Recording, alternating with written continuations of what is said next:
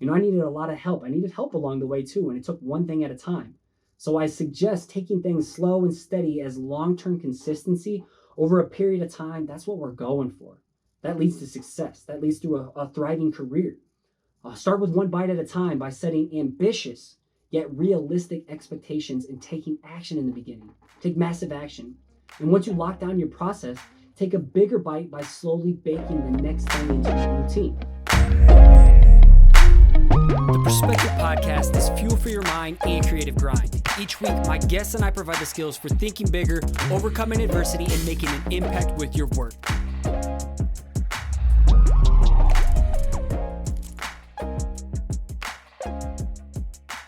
What's going on? You're listening to episode 143 of the Perspective Podcast. I'm your host, Scotty.D.Russell of Perspective Collective. I'm here to help you build a killer side hustle and elevate your brand outside your day job. We're in the thick of this Side Hustlers coaching program, right? We're in the launch right now. We're in it. It started Monday and it's going through Sunday, the 22nd.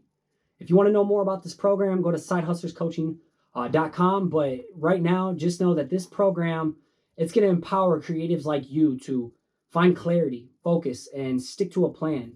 It's going to help you confidently communicate what you do. It's going to empower you to pinpoint the value you provide, what one might call niching down. It's going to help you create a goal that aligns with your focus. You're going to find fulfillment and joy in the work you create. It's going to hold you accountable and make you stop procrastinating and get you to hit publish, holding your feet to the fire. I'm going to help you prioritize the essentials and eliminate distractions.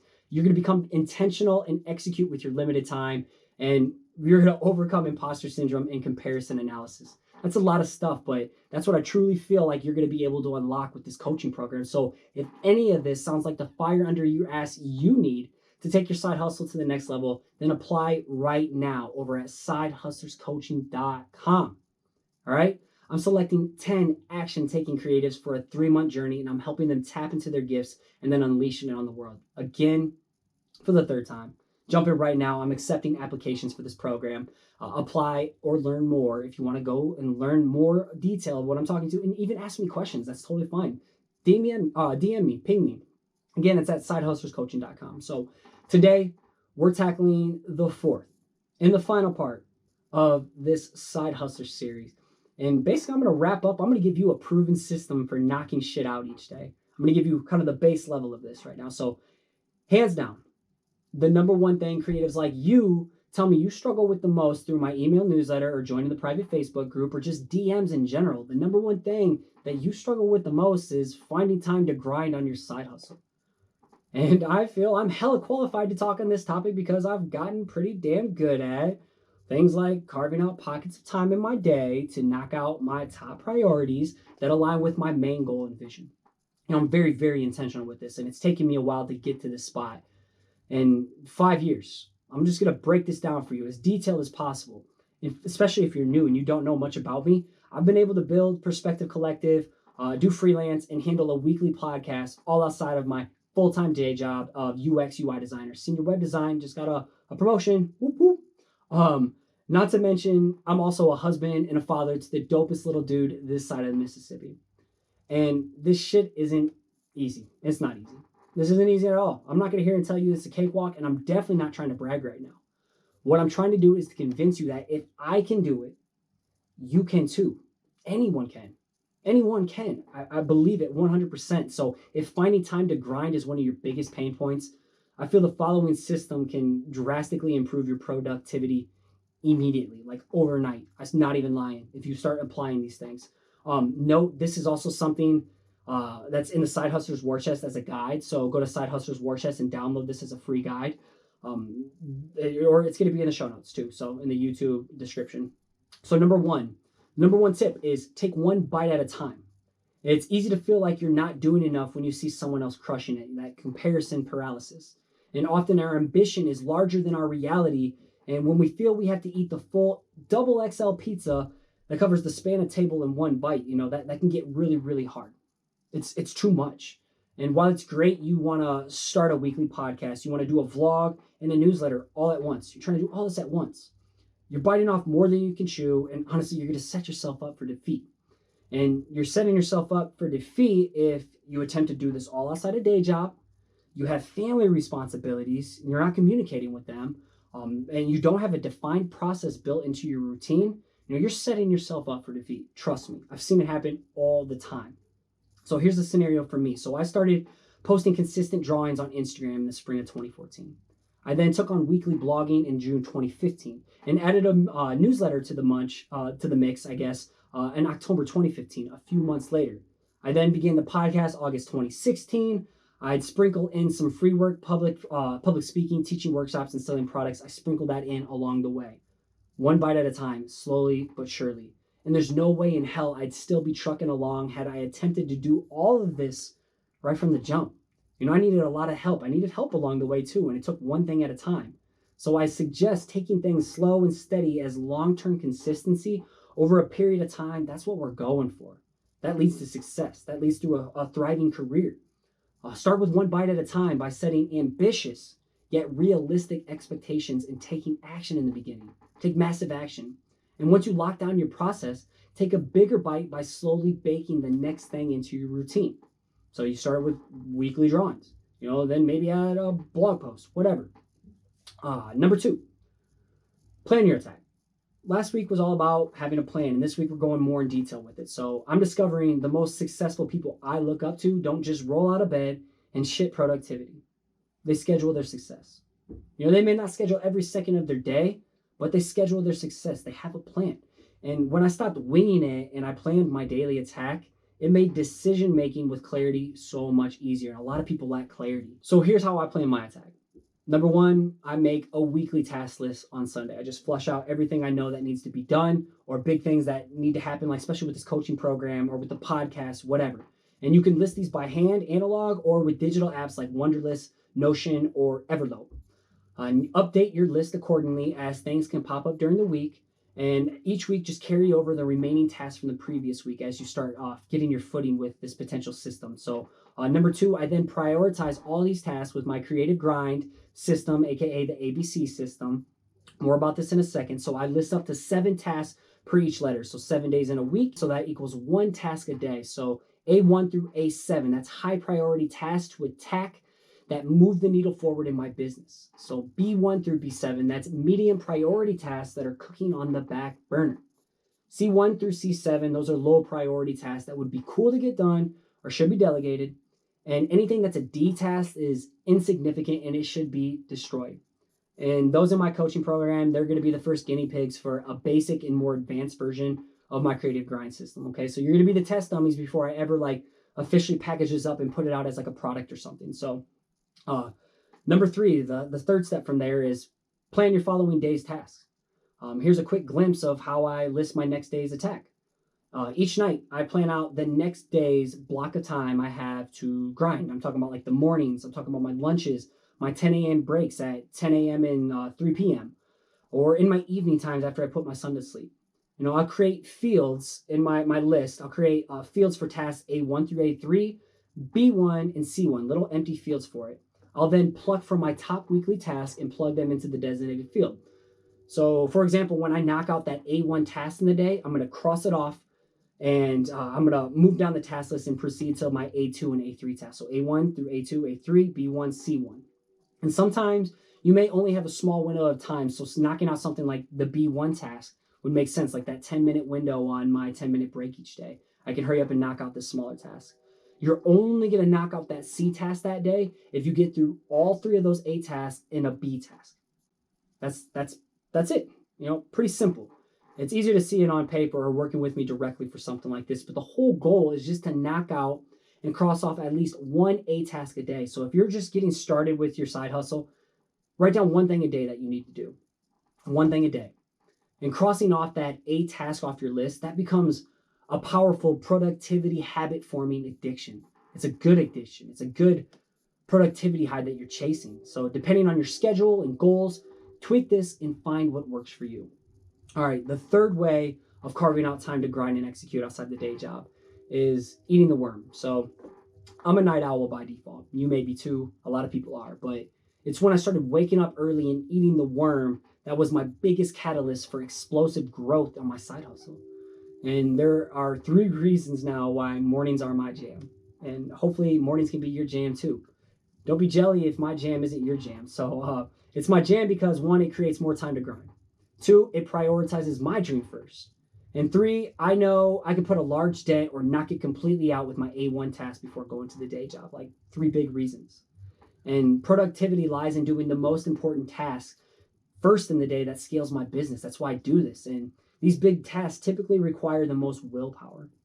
And oddly enough, the most important tasks for me that require the most willpower to move my business forward have nothing to do with drawing or creating art. To this point in my business, everything revolves around writing. It's insane. I never thought I'd be a writer. I still don't think I'm a writer, but yet I write every day. It's become the backbone to my side hustle. It's something I practically do every day with the podcast. I write out podcast outlines. So I write out a ton of stuff for the coaching program, workshops, my speeches, Instagram captions, product details, landing pages, email campaigns, or just emails to someone you're doing outreach to clients. And working a day job and opening myself up to the world's distractions takes a massive toll on my willpower if that's the first thing I do in a day. There's no way I have the focus or desire to do my best writing after I clock out from work or after I put my son to bed at night after this whole day of everything bombarding me. Getting up early and eating the worm, it sucked butt in the beginning. Like, it's still hard today. It's still hard today. I got up 6 a.m. today on a weekend, and it was tough as fuck. I had to adjust by using this hack of slowly getting up 10 to 20 minutes earlier each week. And this is what significantly helped me adjust instead of making the switch cold turkey from 6:30 a.m. to 4:30 a.m. That's a pain in the ass. This is an example of a bite-sized change mentioned in tip number 1. So grinding before the world wakes up, for me, provides the best focus for me, and maybe it could for you too. It's just something to experiment with. To get the results you've never had, you have to do something you've never done, especially when it's a drastic shift from your normal everyday routine. So, stop winging it, have a plan, maybe try getting up early for once. And I make hard changes in my routine to chase that productivity high. And it gets easier to adjust when you begin to see the progress. Right? That's when you start getting addicted and you want more of that. And I realize there isn't a one-size-fits-all solution to this, as everyone's schedules and responsibilities are different. So if you're going to go this route, or if mornings don't work for you, start by determining when you have the most willpower in a day. Then carve out time and act on your A1 task within that time pocket of the day. That's when you got to do it. So if it's the morning, middle afternoon, or night, that's when you got to do that. So that's all it is, carving out time to focus on when you have the most willpower for the biggest task. Number 4, play Uno. Bear with me here. I haven't played Uno for years, but I play Uno every day. And that ties back into number 2, and it's my way of focusing on doing the one thing each day that gets you the best results. So play Uno, do the one thing. And looking at that massive to-do list can be overwhelming if you grid out everything that you have to do. It's hard to know where to start, so you end up becoming paralyzed from taking action. And this is why we then take that weekly task list and then prioritize our attack, into a plan of attack with the A1 through A7, B1 through B7, and C1 through C7. We rarely get to the C's. Focusing on the one thing you planned the night before, the A1 task, makes the game of chasing your dream and your side hustle more winnable and easier to manage. And note, to reiterate number 2, when you knock out the A1 task for the day, when you just get done playing Uno, play Dos. All right, then shift your target to A2 or B1 if you only have a small gap in the day. Okay, just to reiterate that. It's super hard to not feel accomplished and experience progress when you knock the main thing off your list each day. Momentum then becomes your best friend as you optimize your system for maximum badassery.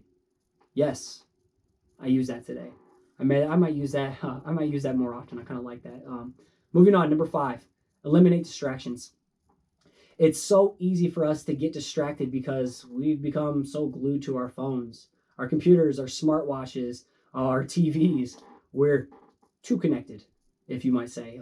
And we don't want to miss out on anything and everything. The latest tweet, the latest feature, the latest Instagram post, the latest ESPN news, whatever.